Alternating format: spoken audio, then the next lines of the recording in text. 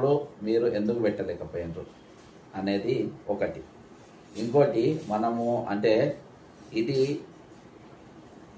ఇది మీ గౌరవానికి భంగం కలిగించకుండా చెప్పడానికి చెప్తున్నాను. ఒకవేళ 10% క్వశ్చన్స్కి ఇంపాక్ట్ అయితే ఇది మీ గౌరవానికి ఆ చైర్కు ఖచ్చితంగా భంగం కలిగినట్టే 100%.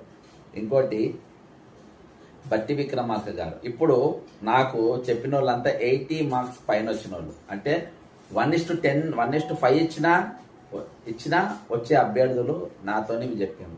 వాళ్ళు అడుగుతుండేనంటే వాళ్ళు చెప్పేది కూడా 1:100 అనేది అది ఆమోదయోగ్యమైంది, అది న్యాయపరమైంది. ఎందుకంటే ఇలా చాలామంది ఏజ్ బార్ అయిన వాళ్ళు ఉంటారు.